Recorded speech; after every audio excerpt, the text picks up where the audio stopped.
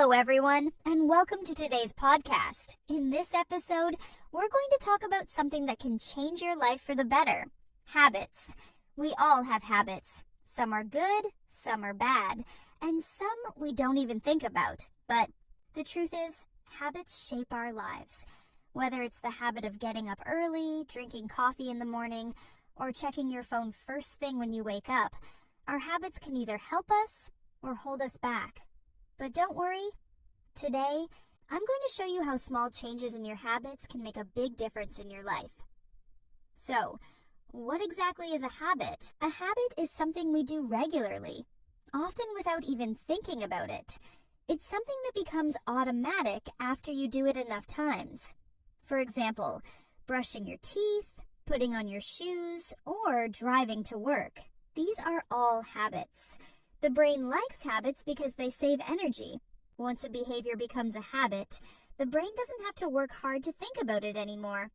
Habits work in a cycle. First, there is a cue or trigger. This could be something like waking up in the morning or feeling stressed. Then, you do the routine, which is the action you take in response to the cue. Finally, there's the reward, which makes you feel good and encourages you to repeat the behavior. For example, you might feel relaxed after a walk, the reward, which makes you want to go for another walk the next day. Now, you might be thinking, okay, that's nice, but how do I actually form a new habit? The secret is to start small. For example, if you want to start exercising, don't try to run a marathon right away. Instead, begin with just 10 minutes of exercise a day. Little by little, it becomes easier and part of your routine. Once you build that small habit, it's easier to make it bigger. Another key is to make it easy. For example, if you want to eat healthier, make sure to keep healthy food in your kitchen. If you want to read more books, keep a book near your bed or carry one with you. When something is easy to do, you're more likely to do it regularly, and it becomes a habit. One of the best ways to build a new habit is to attach it to something you already do. This is called habit stacking. For example, if you already drink coffee every morning, you can stack a new habit onto that routine. After you make your coffee, you can do 5 minutes of stretching or write down one thing you're grateful for. By connecting the new habit with something you already do, it becomes easier to remember and do regularly. Now, let's talk about breaking bad habits. The good news is, it's possible. First, you need to figure out what triggers the habit.